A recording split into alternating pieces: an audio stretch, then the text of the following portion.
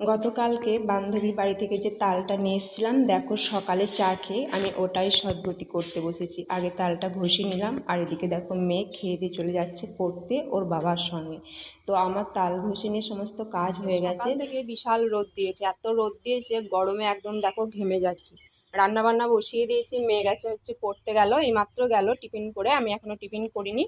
তো ভাতে চাল টাল দেবো, তারপর হচ্ছে টিফিন করবো কিছু আর কি। ভাতে চালটা দিয়ে দিলাম, তারপর আলু দিয়ে দিলাম, আর এদিকে আমি কিছু খেয়েও নিয়েছিলাম। তারপর দেখো বসেছি সবজি বানাতে। তো এই সবজিটা আজকে কিছুই বানানো ছিল না, সেরকম কিছু ছিল না, একটুখানি লাউ ছিল, মানে অর্ধেকটা। গতদিন করেছিলাম একটু পোস্ত, আর আজকে লাউটা বানাতে বানাতেই ভাবছি যে পোস্ত করব নাকি মশলা দিয়ে করব। একদিন পোস্ত হলে তারপরের দিন আর যেন পোস্তটা ভালো লাগে না। তো আজকে হচ্ছে শনিবার, নিরামিষের দিন আজকে।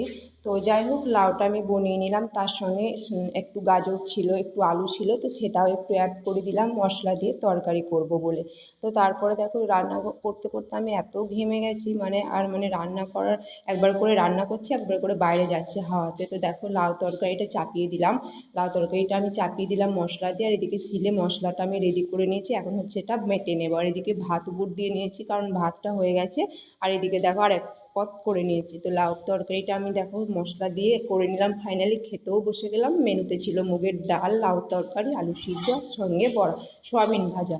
তো দেখো তো বন্ধুরা, আমার কিন্তু ব্যাগ ভর্তি কসমেটিকের জিনিস, বুঝতে পারছো, সামনেই কিন্তু পুজো। ভাবছি নতুন করে ব্যবসা শুরু করব, কি কেমন হবে বলো তো ব্যবসা শুরু করলে?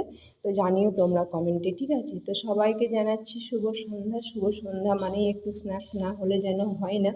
তো একটু তালের বড়া ভাজছিলাম যে খাওয়ার জন্য। তো দেখো সকালে যে তালটা ঘষেছিলাম সেটাই আমি গরম করে রেখে দিয়েছিলাম। তো এখন দেখো মানে কয়েকটা বড়া করে নিলাম। তো এখন এগুলো টুকটাক দুটো খাওয়া হবে। তো তারপর হচ্ছে রাত্রিতে দেখো রুটি রুটি হবে, আর মুগের ডাল হবে গাজর দিয়ে।